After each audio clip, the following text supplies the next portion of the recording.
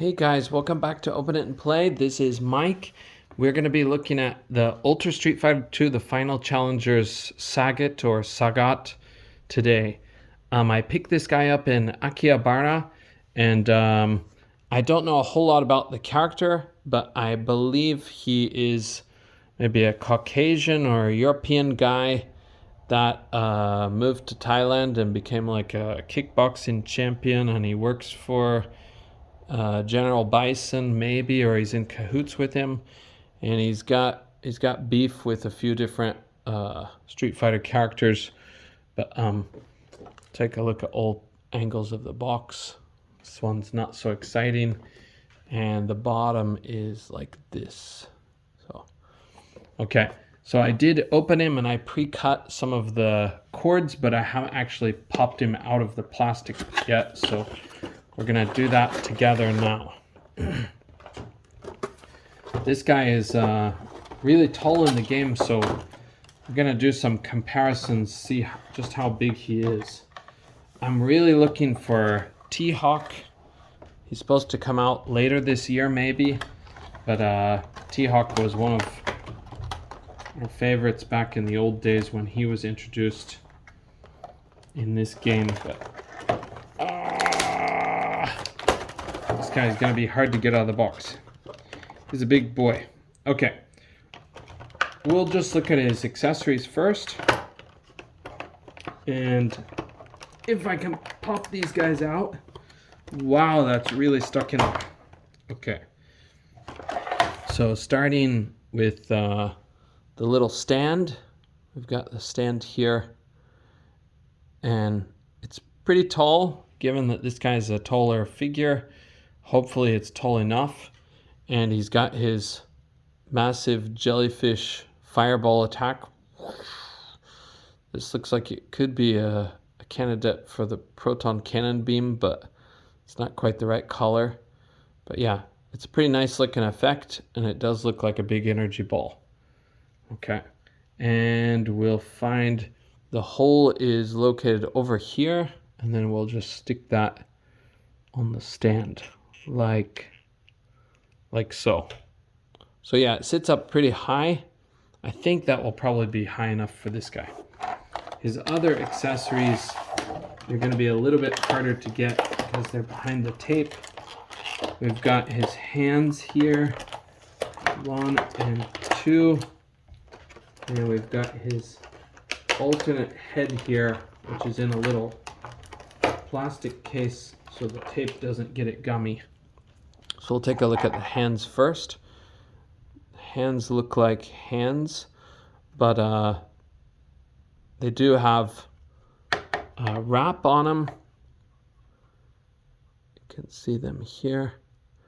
And you might have guessed I have a plan for this guy's figure.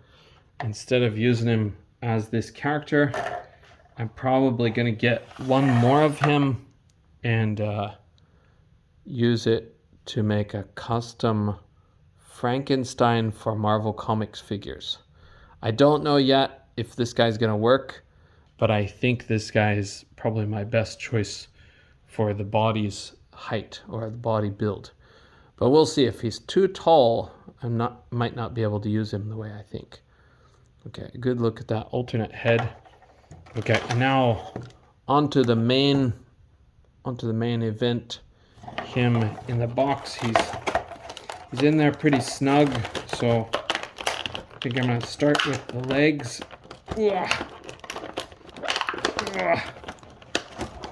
Here he comes. Wow, he's a tight fit. Okay. And here he is. My goodness, he's massive. You know, I thought he's going to be very tall, so I was kind of worried about that effect being too short, but it looks like the effect is going to work after all. Okay, so you can get a good idea of the height of this guy by the way he stands. I'll put him next to one of the other figures real quick. He's almost as tall as our Hulk figure, but not quite. But yeah, he's got a pretty cool figure, a pretty good like build for this figure. I think this is going to be another one like Blanca, where I'm really impressed with the figure. Sorry if this will focus. So let's take a look at his aesthetic real quick. Does have the hinges on his toes. This one feels a little bit looser than this one. Oh, I feel a little bit worried about that, but he's wearing his little boxers. I don't know the term, but I guess shorts. They probably have a better name in some way or another, but come on, it's not focusing very well. The lighting is our usual situation, so it's not quite as focused as I want it to be. I think I should always wait until after work when it's night and then set up all my lighting system.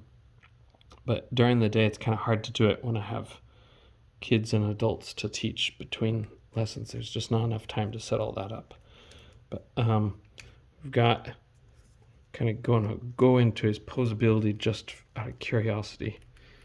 Okay, that's his butterfly joints right there. I think he does that when he shoots his fireball, if I remember right. But okay, we'll take a look at his posability. So he's got the hinge on his neck, double barbells, I think. Yeah, it should be. Pop that head off. Yeah, so it's sorry, I said a barbell again. A dumbbell joint. Come on. Okay. A dumbbell joint in here and then another one inside this part. And I think he's not going to be able to look back very far because of that. But combining the two should get him a bit of range. He's not going to have to look up very much because he's just such a big guy. He's only got to look up to T-Hawk. Okay, and looking down, he does very well. That's nice. And to the side, he's got another bit of a scar here on his, got another bit of a scar on his neck there. Okay, and then moving on to the next part. Oh, his neck does kind of clink into place, just a little bit. It's not ratcheted, but okay. And then he's got those butterflies that I told you about before. We'll put those back. You can see that kind of range. Again, a very good design for this figure. So we got a lot of posability in what's a relatively inexpensive figure. At least it's not expensive. Okay, and then his joints here, he's got his diaphragm joint will get you forward that far, but it does have this kind of ugly bump in the back. Probably not a big issue, but, and he'll go back that far. Okay, and we're gonna have to start combining the two. So if we combine the two, it goes forward that far, and including the lower part, you can go back really far. I think I said back before and I meant forward. Anyway, okay, and side to side, we'll go like that and like that. Okay, so you can get him into some classic funny poses like that. If this thing will stay focused. Okay, and moving on to his arms.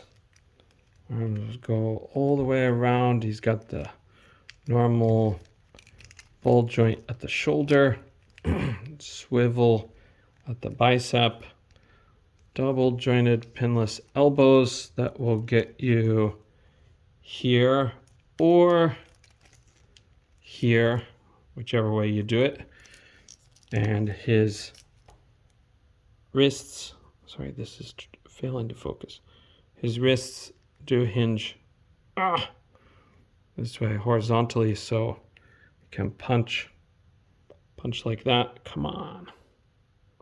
Punch like that or go up like that. Okay. Usual hinge and twist of the wrist. Okay. And moving on to the kickboxing part of this fellow, he can kick up to about here. I wanted to give you guys a little update on Blanca. I was posing Blanca more than usual, and he did start to get a little bit of cracks in his paint around his belt. Now that's Blanca, not this figure.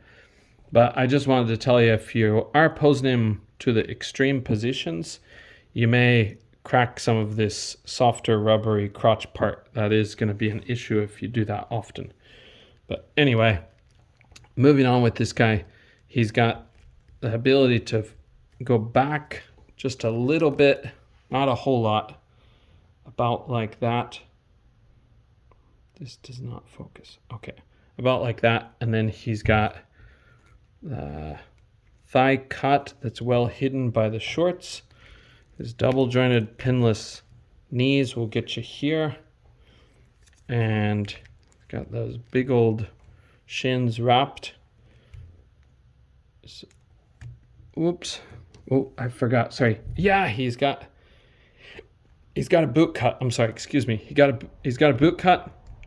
His ankles will hinge that far back and that far forward.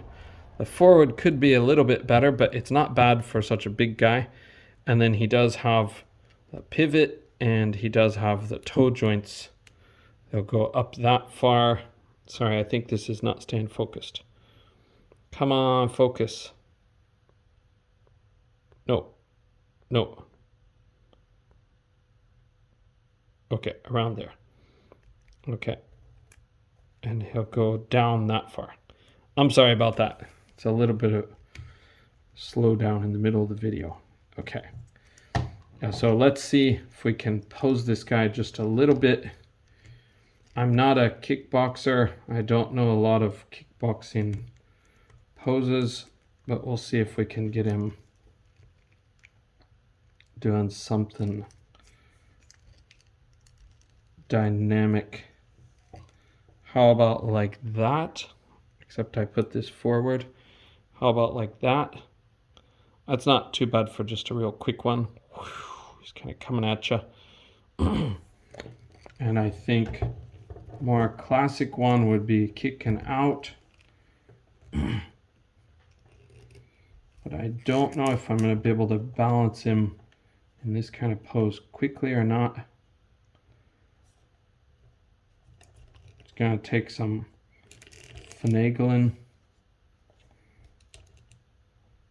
or using his arm to balance him. It's so close, but I have to play with it longer. There we go. Okay. It's not the greatest pose. It's probably not a very realistic kick, but yeah, you can get him to balance straight out of the box, no problem. So he does have nice big feet, so that will help a lot for balancing. You can see he's got something written on there. Capcom, Jada Toys, Incorporated, Capcom China. Okay.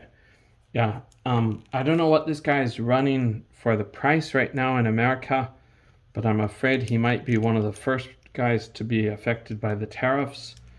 Hopefully not, but here in Japan he was surprisingly cheaper than my Blanca, so I don't know what the deal was with that, but the US dollar is quickly losing its value, so he's actually 600 yen cheaper than the last figure I bought. That may be because he's not quite as new as the day that I bought him. Sorry, I think that whole time it was not in focus. But anyway, we'll do a quick height comparison standing him up straight. Let's put him posed all normal and straight, and some side-to-side comparisons. Okay, with cap first, you see he's got a lot of height on cap, right? No, this is not focusing again. I'm sorry. Okay. And if you put him alongside Blade, keep in mind that does rise up in the middle. Okay, and if we put Hulk right next to him, Blade's gonna scoot over, Cap's gonna scoot over too. So he is significantly smaller than Hulk, but he is a pretty, oops, sorry, blade. He's got something in front of him. He is comparable in size to Hulk. He's got a lot of size on him, so yeah, I think this guy is going to be a lot of fun to pose, and given the dynamic nature of the kickboxing sport, the number of poses, I'm not an expert, but I'm guessing the number of poses that come to mind for somebody that's always kicking should provide you with a lot of inspiration for playing with this guy. So yeah, I like him. I have yet to do much with him, so might do a follow-up video in the future on some of these guys together. But yeah, I think he looks cool. Jada did a great job to capture the atmosphere of this character, and yeah, just overall he looks really good. So okay, thank you for joining me on this video, and I don't know if I'll have another Street Fighter guy up for you soon, but I might go back to some of the other guys with the Street Fighter figures. I am keeping all of their boxes so I can display them either way, but yeah, should do Guile at least, right? Okay, thank you guys. Hope everything is good with you. Bye for now.